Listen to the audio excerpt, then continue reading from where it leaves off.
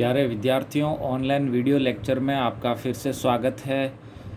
विद्यार्थियों, आज हम हमारे क्लास 12th सूचना प्रौद्योगिकी और प्रोग्रामिंग का दूसरा यूनिट, इसका दूसरा सेक्शन स्टार्ट करने जा रहे हैं। हमने पहली यूनिट सी भाषा के डाटा स्ट्रक्चर मतलब data structure using C language, जिसमें फर्स्ट 5 चैप्टर्स थे, उनको पूरा पढ़ लिया है।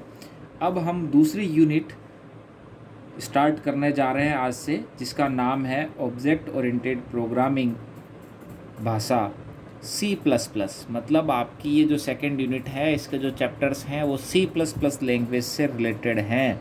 ऑब्जेक्ट ओरिएंटेड प्रोग्रामिंग को हम UPS बोलते हैं, OOPS, UPS। तो object oriented programming with C++, ये हमारी यूनिट नंबर 2 है।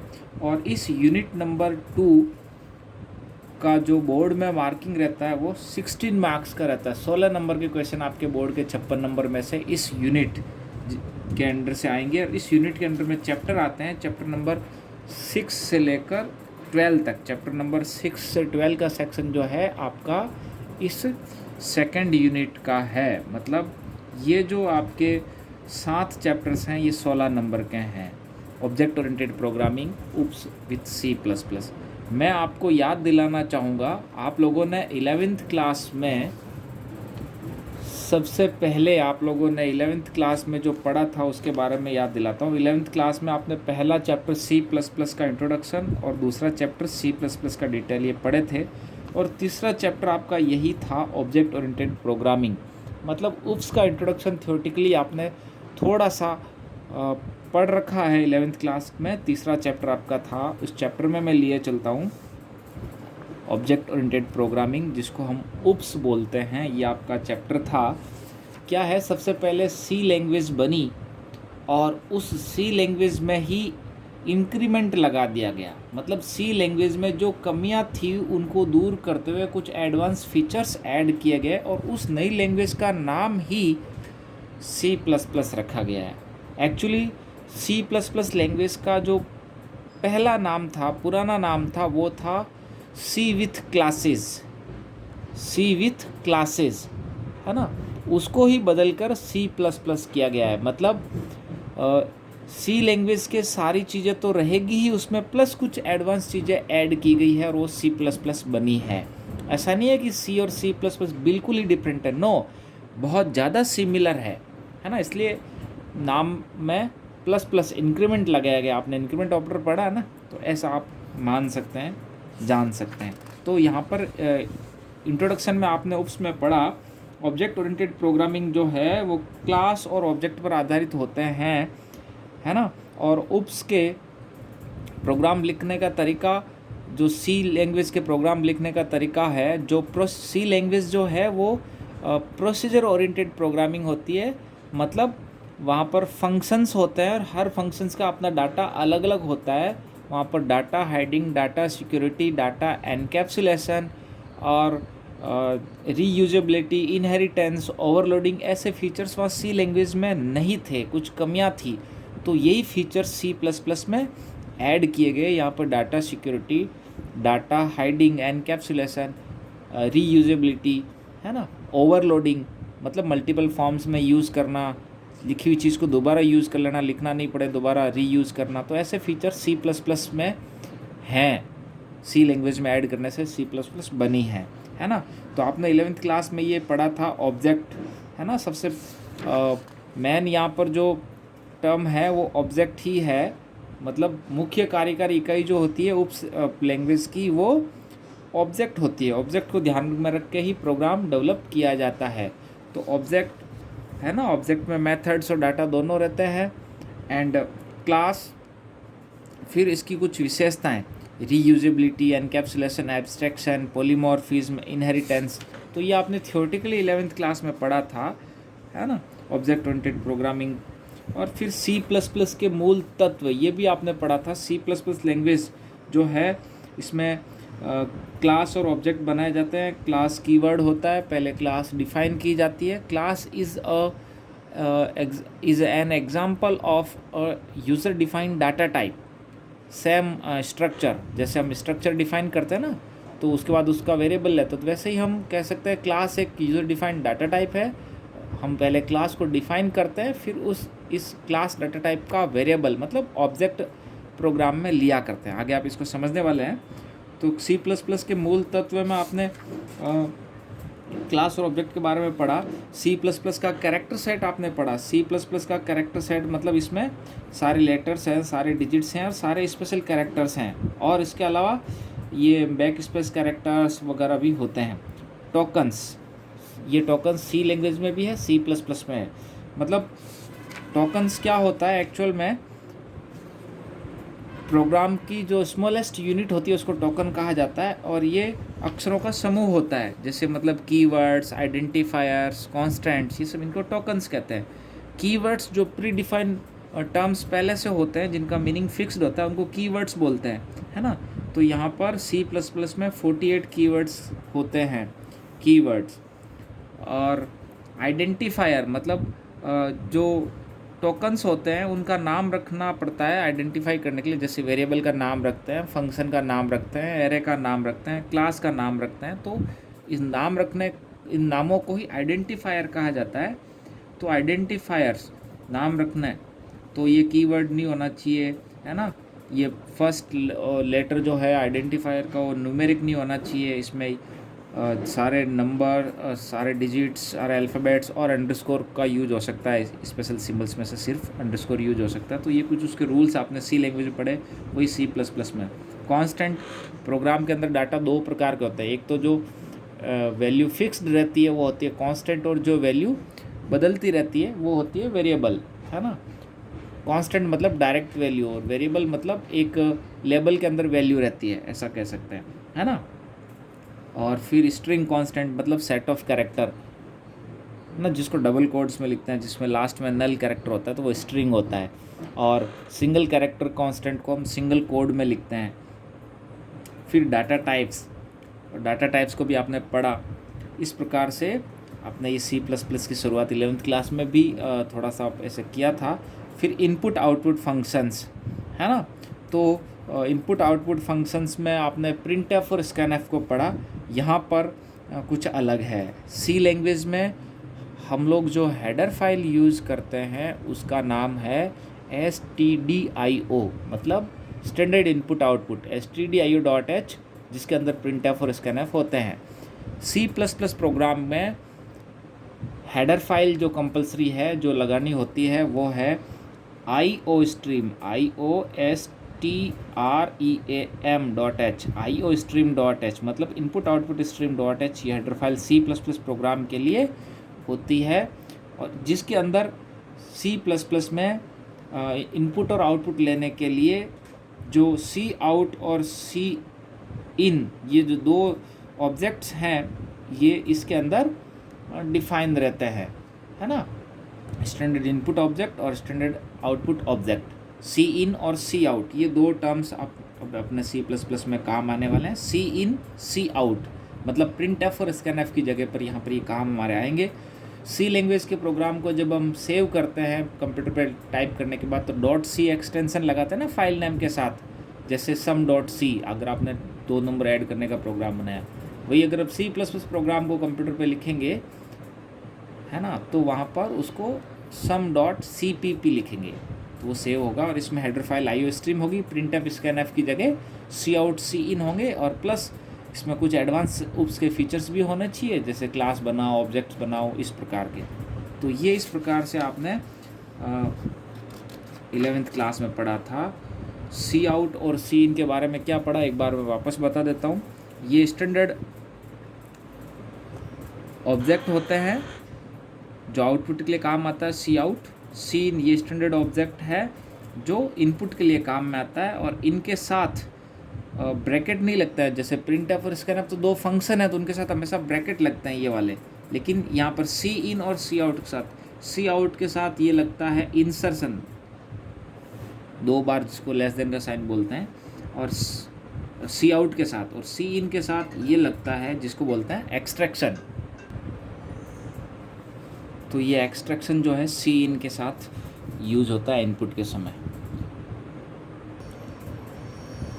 तो आज का हमारा ये unit second object oriented programmings oops with C++। इसमें चैप्टर नंबर 6 स्टार्ट कर रहा है इस यूनिट का पहला चैप्टर नंबर 6 से लेकर 12 तक, 6 to 12 चैप्टर इसी में आएंगे इस यूनिट में। तो चैप्टर नंबर 6 है स्टार्ट विथ C++। अब तक हमने जाना कि ये जो C++ लैंग्वेज है इसका ओल्ड नाम था C विथ क्लासेस, क्योंकि C लैंग्वेज पहले बनी थी और उसके साथ कुछ उसमें जो कमियां थी उसको सुधारते हुए नए फीचर्स ऐड किए। तो मेनली क्लास और ऑब्जेक्ट और इस प्रकार के फीचर्स थे। तो क्लास यहाँ पर मेन रन टाइम एंटिटी है। C++ लैंग्वेज का मुख्य कार्यकारी इकाई क्लास ही होता है। तो इसका पुराना नाम था, पहले नाम रखा गया था C विथ क्लासेस और बाद में इसको बदलकर C++ किया गया। इस लैंग्वेज को 1979 में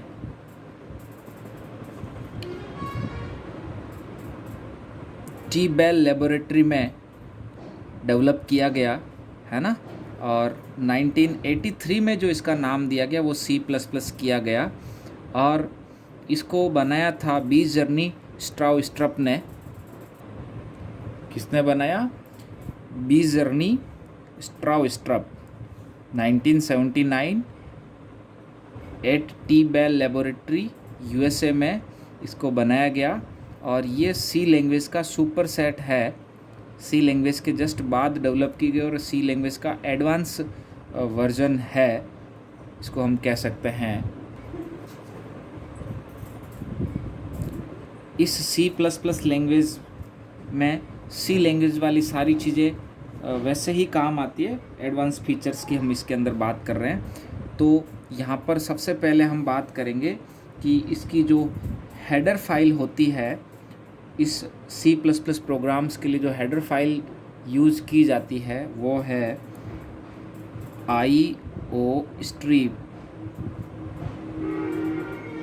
iostream.h। ये एक हेडर फाइल है जो each and every C++ program के लिए होना उसमें ज़रूरी है। C लैंग्वेज में हम कौन सी लगाते थे? stdio.h, है ना। अच्छा, इस C++ लैंग्वेज के लिए जो यहाँ पर इनपुट आउटपुट के लिए जो फंक्शन यूज़ होते हैं, यहाँ पर cout यूज़ होता है। और यहाँ पर हम C लैंग्वेज में क्या यूज़ करते थे? printf यूज़ करते थे, जो एक फंक्शन था, मतलब उसके आगे ब्रैकेट लगता था। जबकि यहाँ पर C++ में इनपुट के लिए cin यूज़ होता है और C लैंग्वेज में वहाँ पर scanf फंक्शन का यूज़ करते थे। तो ये फंक्शन इसके लिए इनके साथ ब्रैकेट लगते हैं। जबकि C++ में इनपुट आउटपुट के लिए ये cout और cin जो दो यूज़ होते हैं, ये दो फंक्शन नहीं है, ये स्टैंडर्ड ऑब्जेक्ट है जो iostream.h हेडर फाइल में परिभाषित है। तो cout के साथ ये ऑपरेटर लगता है, इसको बोलते हैं इंसर्शन ऑपरेटर, है ना। पुट टू या इसको पुट टू भी बोलते हैं। और C इनके साथ जो ऑपरेटर यूज होता है वो होता है एक्सट्रैक्शन ऑपरेटर, ये वाला जिसको गेट फ्रॉम बोलते हैं। तो इनपुट आउटपुट के लिए cin cout यूज़ होते हैं। और C++ के प्रोग्राम को .cpp एक्सटेंशन से अपन सेव करते हैं, है ना। और C लैंग्वेज के प्रोग्राम को अपन .c से सेव करते हैं। तो ये इनका प्रोग्राम में मेजर डिफरेंस होता है। बाकी कमेंट्स, प्रोग्राम में जो कमेंट लिखे जाते हैं वो बिल्कुल वैसे ही लिखा जाता है। अगर आपको सिंगल लाइन कमेंट करना है तो उसके लिए डबल स्लैश हम सिंगल लाइन कमेंट प्रोग्राम में बना सकते हैं, जहाँ से डबल स्लैश स्टार्ट होगा, उसके बाद में एंड ऑफ लाइन तक ये सारा टेक्स्ट जो है वो कमेंट बना रहेगा, है ना। स्टार्टिंग में लगाएंगे तो पूरी लाइन बन जाएगी और लाइन के मिड में जहाँ पर डबल स्लैश स्टार्ट होगा तो वो पूरी लाइन एंड तक कमेंट हो जाएगी। C लैंग्वेज में ऐसे ही था, C++ में भी सेम होता है। और अगर आपको मल्टीपल लाइंस या कहीं से स्टार्ट करके लॉन्ग एरिया आपको अगर कमेंट में रखना है तो स्लैश के साथ स्टार, और फिर ये जितनी लाइनों के बाद में आपने वापस स्टार और स्लैश लगाया वो एरिया पूरा क्या बन जाता है? मल्टीपल लाइंस को अपन क्या बना सकते हैं? कमेंट कर सकते हैं। कमेंट्स जो है वो कंपाइल नहीं होते हैं और कमेंट्स में एरर चेकिंग नहीं होती है, कमेंट्स लाइन एग्जीक्यूट नहीं होती, ये आप अच्छे से जानते भी हैं। कुछ और बातें, सी लैंग्वेज में हर प्रोग्राम का स्टेटमेंट सेमीकोलन से फिनिश होता है, तो यहाँ पर भी वैसा ही होता है। C each and every C program में मैन फंक्शन एक ही होता है और उसका होना कंपलसरी है, मैन फंक्शन, है ना। तो सी प्लस प्लस में भी वो भी सेम चीज़ है कि वहाँ पर भी एक मैन फंक्शन होता है, वो एक ही होता है और उस एक मैन फंक्शन का होना ज़रूरी है। सी प्लस प्लस का प्रोग्राम भी सी लैंग्वेज की तरह फंक्शन का कलेक्शन ही होता है। और सी प्लस प्लस के प्रोग्राम के 4 अनुभाग हैं। मतलब सबसे पहले तो इंक्लूड फाइल्स होती हैं, जो अपन हैच इंक्लूड करते हैं ना, हैच इंक्लूड, तो सबसे पहले फाइल्स को, हेडर फाइल्स को इंक्लूड करते हैं, पहली चीज़। दूसरा पार्ट क्लास का डिक्लेरेशन, हम क्लास को डिक्लेयर करते हैं। सी प्लस प्लस के प्रोग्राम में 4 अनुभाग होते हैं, 4 parts of C plus plus program के 4 पार्ट्स कौन कौन से होते हैं? हैच इंक्लूड वाली फाइल्स, मतलब फाइल इंक्लूडिंग, क्लास का डिक्लेरेशन, और फिर क्लास के डिक्लेरेशन के बाद मेंबर फंक्शन का डिक्लेरेशन। मेंबर फंक्शन क्या होता है? क्लास के अंदर जो मेंबर होते हैं, मेंबर 2 प्रकार के होते हैं, मेंबर डाटा मेंबर भी होते हैं, मेंबर फंक्शन भी होते हैं। तो मेंबर फंक्शन को डिफाइन करना या डिक्लेयर करना, ये तीसरा इसका पार्ट हो गया। और फोर्थ है मैन फंक्शन, खुद मैन फंक्शन। तो सी प्लस प्लस प्रोग्राम के 4 सेक्शन या 4 पार्ट होते हैं, इंक्लूड फाइल्स, क्लास का डिक्लेरेशन, मेंबर फंक्शन का डिक्लेरेशन और डेफिनेशन, और मैन फंक्शन, है ना। और सी प्लस प्लस में भी मैन फंक्शन का होना ज़रूरी है। सी प्लस प्लस का भी ईच स्टेटमेंट सेमीकोलन से टर्मिनेट होता है। सी प्लस प्लस में भी सी लैंग्वेज की तरह सिंगल लाइन कमेंट्स के लिए डबल स्लैश और मल्टीपल लाइन के लिए इस तरीके से किया जाता है। तो ये अभी आज आपको ऐसे डिफरेंस स्टडी करनी है। और यहाँ पर ये आईओ स्ट्रीम फाइल ध्यान रखनी है।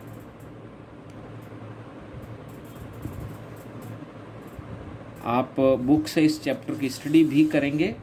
उसके बाद यहाँ पर आता है सी प्लस प्लस का एक सिंपल प्रोग्राम।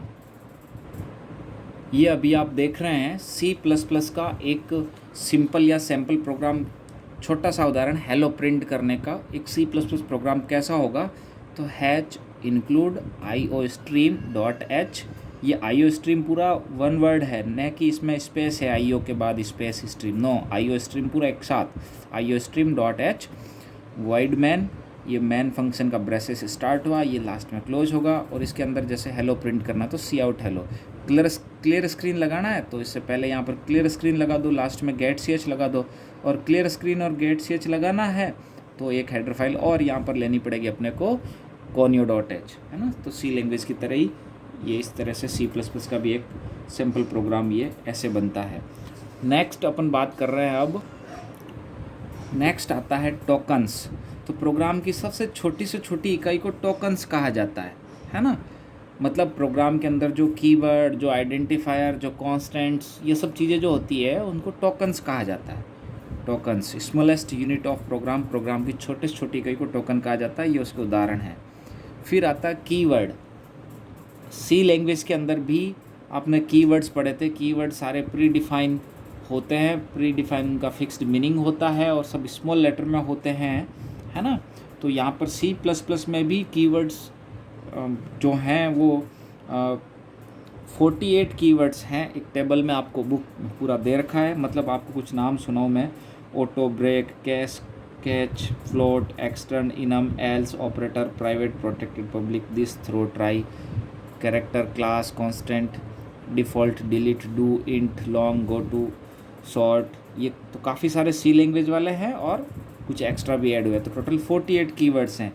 ये रिजर्व वर्ड्स होते हैं जिनका अर्थ प्रोग्रामर द्वारा नहीं बदला जा सकता, है ना। और इनका प्रयोग हम वेरिएबल, कांस्टेंट या यूज़र डिफाइन जो आइडेंटिफायर्स होते हैं उनके लिए इनका प्रयोग भी नहीं करते हैं, ठीक है। बहुत सारे कीवर्ड्स सी और सी प्लस प्लस के सेम हैं। नेक्स्ट आता है आइडेंटिफायर एंड कांस्टेंट। आइडेंटिफायर मतलब जो नाम रखा जाता है, पहचान का नाम, तो वेरिएबल, फंक्शन, एरे आदि के जो नाम प्रोग्रामर द्वारा दिए जाते हैं उन्हें आइडेंटिफायर कहा जाता है। पहचान, आइडेंटिफायर इंग्लिश वर्ड है, इसको सिंपल से समझो ना, पहचान का नाम, है ना। और आइडेंटिफायर नाम देने के लिए प्रत्येक भाषा में अपने अलग नियम होते हैं। C++ और C में नियम एक समान ही है। तो ये है, क्या क्या यूज़ कर सकते हैं, वर्णमाला के अक्षर, अंक और अंडरस्कोर का प्रयोग कर सकते हैं, और कोई सिंबल नहीं। नाम, आइडेंटिफायर नाम की शुरुआत अंक से नहीं होनी चाहिए, हमेशा अल्फ़ाबेट से होनी चाहिए। कैपिटल और स्मॉल लेटर जो है अलग अलग माने जाते हैं, किसमें, C++ में। C लैंग्वेज में एक ही माना जाता है। यहाँ पर कैश सेंसिटिव होती है ये C++ लैंग्वेज के आइडेंटिफायर्स, और कीवर्ड का प्रयोग नहीं करना चाहिए, है ना। तो ये कुछ आइडेंटिफायर नेमिंग के कुछ रूल्स हैं। फिर आता है बेसिक डाटा टाइप्स। आपने जैसे वहाँ पर C लैंग्वेज में भी डाटा टाइप्स पढ़ा है, तो वैसे यहाँ पर भी डाटा टाइप्स हैं। डाटा टाइप्स की 3 कैटेगरीज भी है। Basic data types, integer, character, float, double, void, 5 है। User defined data type, structure, union, class और इनमरेशन। डिराइव्ड डाटा टाइप्स में एरे, फंक्शन, पॉइंटर और रेफरेंस। तो ये डाटा टाइप्स की 3 मेजर कैटेगरीज हैं, और फिर इनको हम डिटेल में और पढ़ेंगे। वैसे ये सेम है, int, character, float, double, structure, union, यहाँ तक। यहाँ पर एक क्लास नया है, बाकी सब यहाँ पर एक रेफरेंस अलग है, बाकी सब वही हैं। ये साइंड, अनसाइंड, शॉर्ट, लॉन्ग, ये इनको डाटा टाइप मॉडिफायर कहा जाता है। बेसिक प्रॉपर्टी में बदलाव का काम करते हैं। ये कीवर्ड है, ये डाटा टाइप मॉडिफायर्स हैं। और बेसिक डाटा टाइप्स और उनके साथ मॉडिफायर्स का यूज़ करने से जो एक टेबल बन के आती है कि कौन सी डाटा टाइप की साइज़ क्या है, उसकी रेंज क्या है। इंटीजर 2 बाइट का होता है तो क्या होता है, लॉन्ग इंट होने से क्या होता है, अनसाइंड इंट क्या होता है, तो ये सब है ना। स्ट्रक्चर, यूनियन, स्ट्रक्ट और यूनियन, ये। और फिर चलते चलते आपके सामने आएगा क्लास, ठीक है।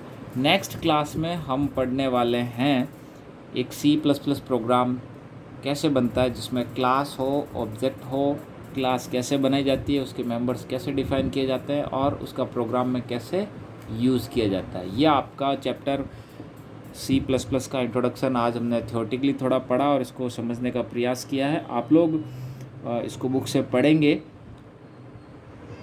नेक्स्ट हम नेक्स्ट क्लास में पढ़ेंगे। ओके।